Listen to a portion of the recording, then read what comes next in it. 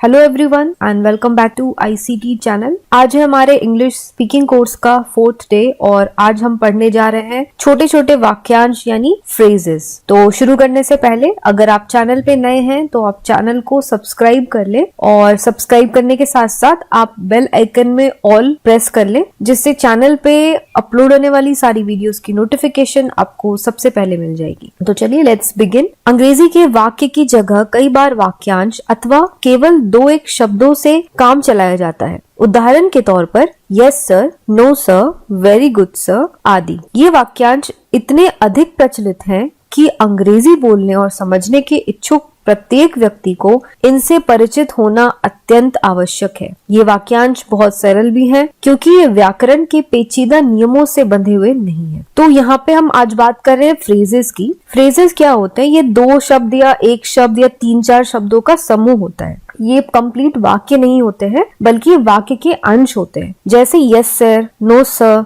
Very good sir, यहाँ पे example दिया है, ये फ्रेजेस कहलाते हैं। ये पूरे वाक्य तो नहीं है लेकिन ये अपने आप में कंप्लीट है, यानी ये एक कंप्लीट मीनिंग हमें देते हैं। ऐसा नहीं कि अधूरा मीनिंग दे रहे हैं। अब जैसे फॉर एग्जाम्पल अगर हम पढ़ेंगे आई वॉन्ट, तो आई वॉन्ट क्या यानी मुझे चाहिए। तो मुझे क्या चाहिए, ये आई वॉन्ट के आगे आप ऐसा लगता है कि कुछ इनकम्प्लीट है, ये हमें कंप्लीट सेंस नहीं दे रहा है। तो इससे डिफरेंटली अगर हम बात करें तो yes sir, no sir, very good, good luck, ऐसे जो शब्द होते हैं, जो फ्रेजेस होते हैं, वो हमें एक कंप्लीट मीनिंग देते हैं। उनको पढ़ के ऐसा नहीं लगता कि उनके आगे पीछे कुछ भी लगाने की जरूरत है। तो जो लोग अंग्रेजी सीखना चाहते हैं या अंग्रेजी बोलना चाहते हैं, अंग्रेजी समझना चाहते हैं, तो उनको इन फ्रेजेस के बारे में जानना बहुत जरूरी है। इन फ्रेजेस की जानकारी आप लोगों के लिए बहुत जरूरी है। एक तो ये बहुत इजी होते हैं और इनमें कुछ भी ग्रामर नहीं लगता है, मतलब जो ग्रामर के, जो व्याकरण के जो नियम होते हैं वो इनमें लागू नहीं होते हैं क्योंकि ये 2-3 शब्द ही होते हैं। तो इसमें ग्रामर के नियम क्या लागू करना, has, have, tense, direct indirect speech, ये सब चीजों से परे होते हैं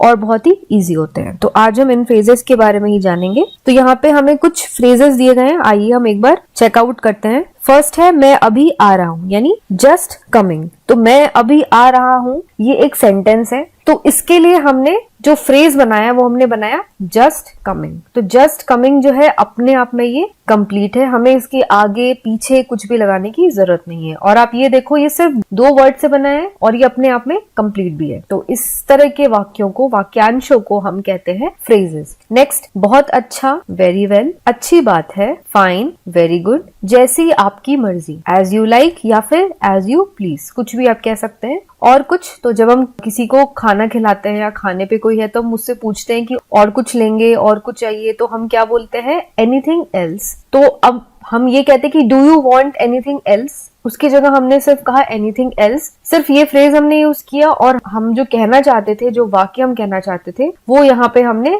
सिर्फ एनीथिंग एल्स बोल के ही अपना वाक्य कह दिया, अपनी जो बात है वो कह दी। नेक्स्ट है बस रहने दो, दैट्स इनफ, इस सम्मान के लिए धन्यवाद, थैंक्स फॉर दिस ऑनर, अच्छा, ओके, क्यों नहीं, व्हाई नॉट, थोड़ा सा भी नहीं, नॉट अ बिट, ध्यान रखना, टेक केयर, कल मिलेंगे, सी यू टुमारो, हाँ जरूर, यस बाय ऑल मीन्स, बहुत है, दैट इज टू मच, हाँ सर, यस सर, नहीं कभी नहीं, नो नॉट एट ऑल, कोई बात नहीं, नेवर माइंड या फिर डजंट मैटर, और कुछ नहीं, नथिंग एल्स, कोई खास बात नहीं, नथिंग स्पेशल, आइए, वेलकम, भरोसा रखे, रेस्ट एश्योर्ड, बहुत दिन से देखा नहीं, लॉन्ग टाइम नो सी, अच्छा चलते हैं, गुड बाय, आपको भी विदा, बाय बाय, जरा सा भी नहीं, नॉट द लीस्ट। ये लगभग सभी वाक्यांश है, पूर्ण वाक्य नहीं है, पर इनसे पूर्ण वाक्य जैसा काम लिया जाता है। तो ये जितने भी हमने ये 25 यहाँ पे पढ़े, ये वाक्यांश है, ये पूरे वाक्य नहीं है, लेकिन ये काम जो है पूरे वाक्य का ही करते हैं। यानी अगर आप सिर्फ इन वाक्यांशों का भी इस्तेमाल करेंगे तो आपको पूरा वाक्य लिखने की जरूरत नहीं है। तो यहाँ पे आप देख ही रहे होंगे कि यहाँ पे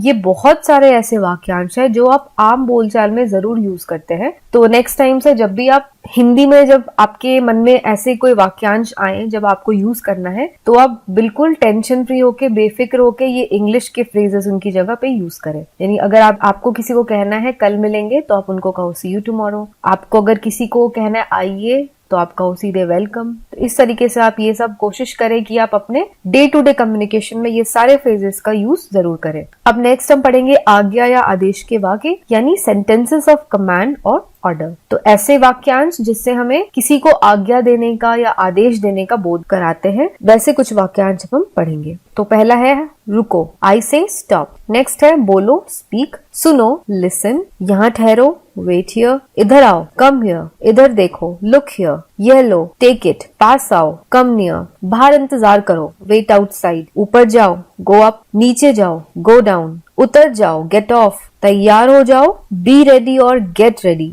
चुप रहो, कीप क्वाइट। सावधान रहो, बी केयरफुल, बी कॉशियस। धीरे चलो, गो स्लोली और वॉक स्लोली। तुरंत जाओ, गो एट वंस। यहाँ रुको, स्टॉप हियर। सीधे जाओ, गो स्ट्रेट। चले जाओ या फिर निकल जाओ का गो अवे और गेट आउट। तो ये सारे हमारे ऐसे वाक्यांश हो गए जो हमें कुछ आज्ञा या आदेश देने का बोध कराते हैं। तो यहाँ पे एक बहुत ही इंपॉर्टेंट टिप है, कर्ता न होते हुए भी ये पूर्ण वाक्य हैं, क्योंकि इनमें क्रियाएं अपने स्थान पर हैं। ये आदेश या कमांड के वाक्य हैं। इनमें यू यानी कि कर्ता अर्थ को देखते हुए अपनी ओर से लगाना पड़ता है, अर्थात यू अंडरस्टूड है। तो यहाँ पे ये अपने आप में कंप्लीट वाक्य कैसे है? अब ये सारे जो वाक्यांश है इसमें कोई कर्ता नहीं यानी कोई सब्जेक्ट नहीं है। लेकिन अगर हम ध्यान से देखें तो अगर आप किसी को बोल रहे हो स्पीक, तो जाहिर सी बात है कि आप किसी सामने वाले को बोल रहे हो कि बोलो। तो बोलो यानी कि स्पीक यानी कि आप उसको बोलोगे यू स्पीक यानी तुम बोलो। तो यहाँ पे जो यू है वो अंडरस्टूड है, यानी हमें यू यहाँ पे अलग से लगाने की जरूरत नहीं है। अगर आप सिर्फ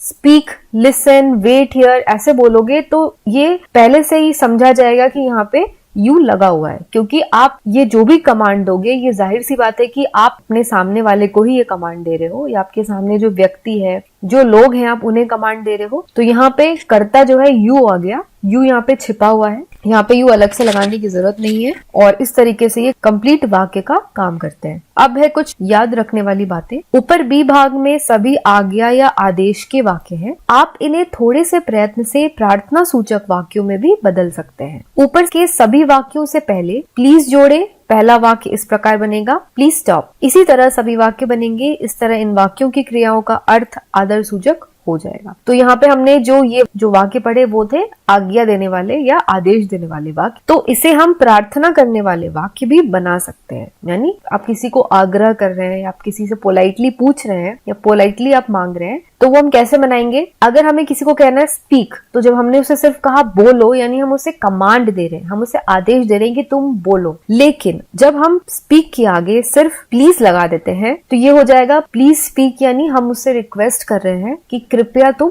बोलो। वैसे ही जैसे ये है कम नियर। कम नियर जब आप किसी को बोलते हो तो मतलब आप उसे आदेश दे रहे हो कि तुम पास आओ। लेकिन जब हम कम नियर के आगे प्लीज लगाते हैं यानी प्लीज कम नियर, तो ये क्या हो जाएगा? वाक्य ये पूरा प्रार्थनावाचक वाक्य में चेंज हो जाएगा, यानी अब ये आदेश से हम किसी को आग्रह कर रहे हैं, यानी प्लीज तुम पास आओ। तो इस तरीके से हम इन सारे वाक्यों के साथ प्लीज जब लगाएंगे तो इसका जो बोध है वो बिल्कुल चेंज हो जाएगा। ये आदेश से हो जाएंगे प्रार्थनावाचक वाक्य। नेक्स्ट है जब आप अपने अधिकारी से अवकाश मांगे या ऐसे ही कोई और प्रार्थना करें, वहां प्लीज के स्थान पर काइंडली का प्रयोग करें। जैसे कृपया मुझे एक दिन का अवकाश प्रदान करें, kindly grant me leave for one day. कृपया मामले की जांच पड़ताल करें, kindly look into the matter. इन दोनों वाक्यों के प्लीज शब्द का प्रयोग उचित नहीं है, काइंडली शब्द का प्रयोग किया जाना चाहिए। तो जब भी आप अपने से किसी बड़े अधिकारी से, अपने किसी भी अधिकारी से जब आप कुछ मांगते हैं, कुछ प्रार्थना करते हैं, जैसे छुट्टी मांग रहे हैं, अगर आप स्कूल में है तो हो सकता है अपने टीचर से आप या अपने प्रिंसिपल से